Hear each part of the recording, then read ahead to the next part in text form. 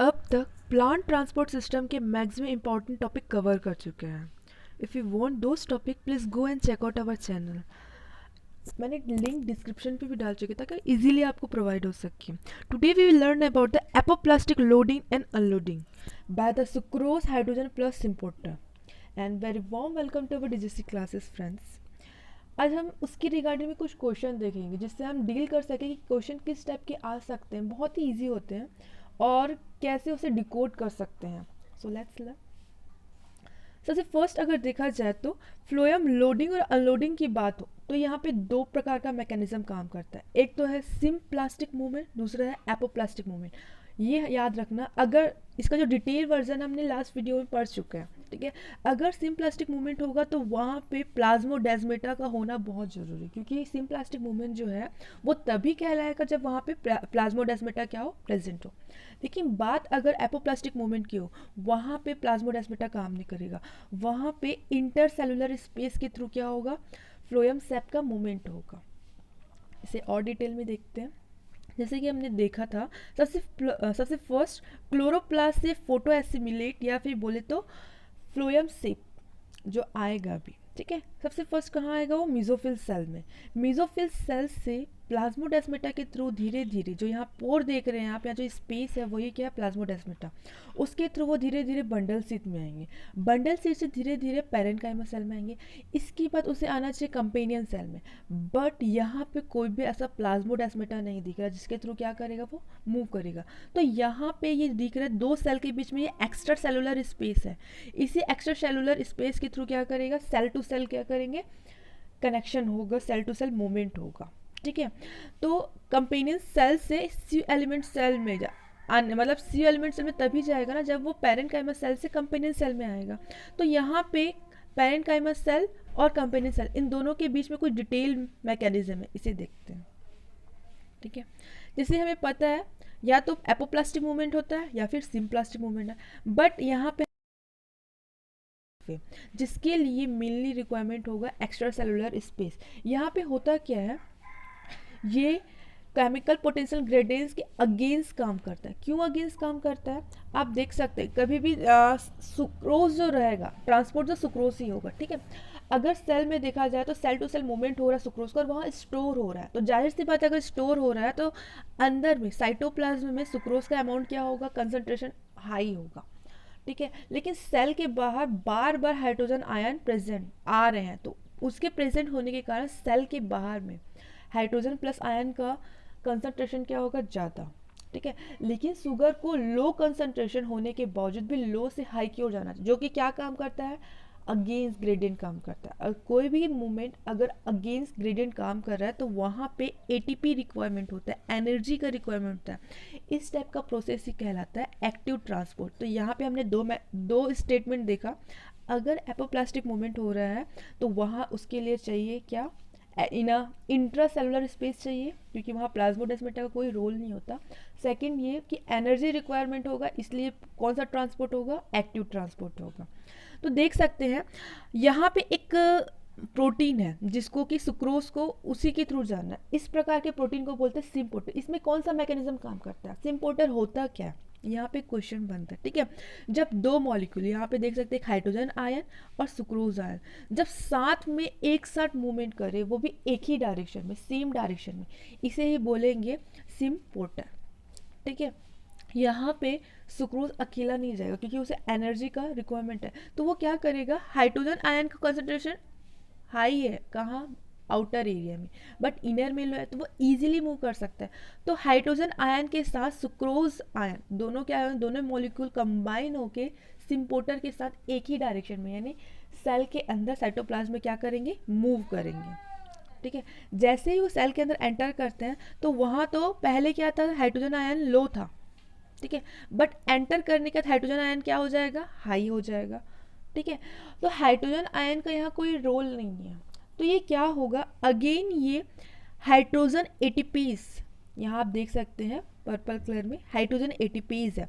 इसी के थ्रू ये क्या हो जाएगा, इफ्लक्स हो जाएगा. इफ्लक्स का मतलब होता है बाहर की ओर जाना, ठीक है।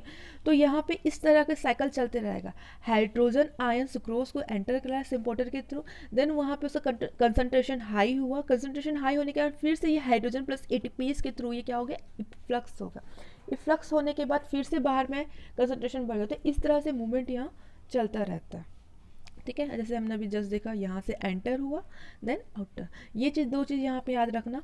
एंटर होगा तो उस समय कौन सा चैनल या फिर कौन सा सिम्पोर्टर काम कर रहा है, तो सुक्रोज हाइड्रोजन प्लस सिम्पोर्टर यूज हो रहा है, ठीक है, जहाँ साथ में दो मॉलिक्यूल एंटर कर रहे हैं। और इफ्लक्स होने के लिए क्या हो रहा है, इफ्लक्स होने के लिए यहाँ पे आप देख सकते हैं हाइड्रोजन प्लस एटीपीज का यूज हो रहा है, ठीक है। ये देख सकते हैं आप, यहाँ पे प्लाज्मोडेस्माटा नहीं है, इसी का यहाँ पे लार्ज व्यू करके दिखाया गया है इस डायग्राम में। अब इसकी रिगार्डिंग कुछ क्वेश्चन देख सकते हैं कि किस तरीके से क्वेश्चन इसमें पूछ सकता है, कुछ इजी क्वेश्चन है, ठीक है। जैसे फर्स्ट यहाँ पे क्या पूछा जा रहा है, sieve element of phloem conduct sugar and other organic material through the plant. यहाँ पे बात अभी किसकी हो रही है, sugar and organic material sieve element के थ्रू, ठीक है। The following statement were made about the characteristic of the sieve element in a seed plant. जो स्टेटमेंट रिगार्डिंग जो दिया गया है वो है सी एलिमेंट और सीड प्लांट्स के बारे में, ठीक है। The first statement is said angiosperm, angiosperm contains sieve plate pores. जैसे कि हमने प्रीवियस वीडियो में डिटेल पढ़ चुका है, फिर भी आप इसे देख सकते हैं। This is the angiosperm cell and this is the C area जो कि जिम्नोस्पर्म का।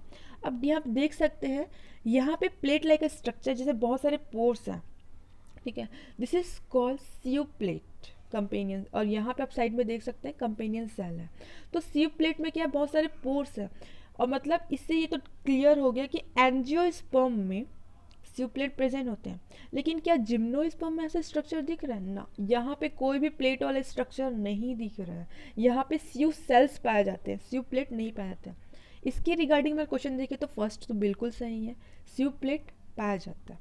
And the second is there are no sieve plate in a gymnosperm. अभी जस्ट हमने देखा कि जिम्नोस्पर्म में स्यूप्लेट नहीं पाता, तो second also correct. P protein is present in all the eudicots and many monocots. Angiosperm को ही आगे सब उसको डिवाइड किया था यूडिकोट एंड मोनोकोट्स। तो जाहिर सी बात है कि एंजियोस्पर्म में पी प्रोटीन, एंजियोस्पर्म के यूडिकोट्स और मोनोकोट्स में पी प्रोटीन काम करता है। इसके बारे फंक्शन में हमने पहले वीडियो में पढ़ा। पी प्रोटीन का फंक्शन क्या होता है, पी प्रोटीन जो है मेनली डैमेज हुए टिश्यू को रिपेयर करने का काम करता है, ठीक है। And the last statement is say there is a no P protein in angiosperm. ये तो टोटली गलत है भाई। अभी जस्ट हमने देखा कि एंजियोस्पर्म में पी प्रोटीन पाया जाता है, लेकिन यहाँ तो दूसरा है स्टेटमेंट जो कि टोटली क्या होगा, रॉन्ग। तो जहाँ जहाँ डी होगा तो एब्सोल्युटली क्या होगा, वो इनकरेक्ट। तो the correct answer is A B C, option number 2। Okay, बहुत ईजी था। इसी तरह के क्वेश्चन मैंने देखा है लास्ट, और भी कुछ क्वेश्चन थे। Given below a statements describe the various features of solute transport and photoassimilate translocation in a plant। यहाँ पे कुछ स्टेटमेंट दिए गए हैं रिगार्डिंग टू ट्रांसपोर्ट और फोटोएसिमिलेट ट्रांसलोकेशन, किसमें, प्लांट्स में, ठीक है। The first statement set apoplastic phloem loading and sucrose happen between cells with no plasmodesmata connection। सबसे फर्स्ट स्लाइड में अभी जस्ट देखा, अगर एपोप्लास्टिक होगा तो वहाँ पे कोई भी प्लाज्मोडेस्माटा कोई रोल नहीं है, वहाँ पे इंटरसेलुलर स्पेस काम करेगा, ठीक है, उसी के थ्रू मूवमेंट होगा। तो ये क्या है, correct, true. Growing vegetative sink young leaves and roots usually undergo symplastic phloem unloading. अगर बात हम सिंक की करें, सिंक यानी कि ऐसा एरिया जहाँ फूड का रिक्वायरमेंट है, नीडी एरिया, ज़रूरत है, क्योंकि उसको ग्रो करना है, ठीक है, और वहाँ पे क्लोरोफिल नहीं होने के कारण वो फूड बना नहीं सकते। लेकिन सोर्स कहाँ, जहाँ पे लीफ है, सोर्स में फोटो एसिमिलेट बन रहा है, और बनने के बाद सोर्स से सिंक में क्या होता है, ट्रांसपोर्ट, जो कि जनरली देखा जाए तो सिम्प्लास्ट मूवमेंट के थ्रू होता है। तो ये नॉर्मल रिगार्डिंग क्वेश्चन ही बोल रहा है, तो ये क्या होगा, true. The third is movement of water between the phloem and xylem occurs only at the source and sink regions, ठीक है।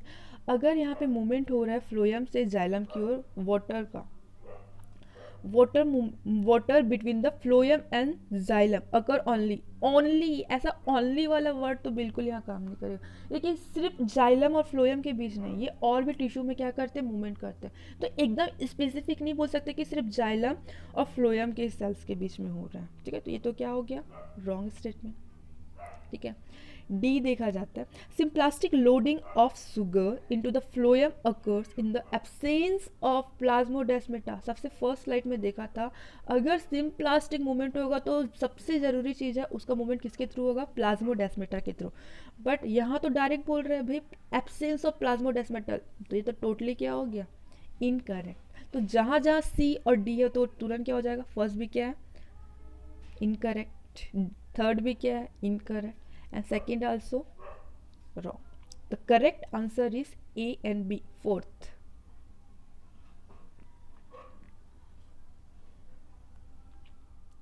Thank you guys.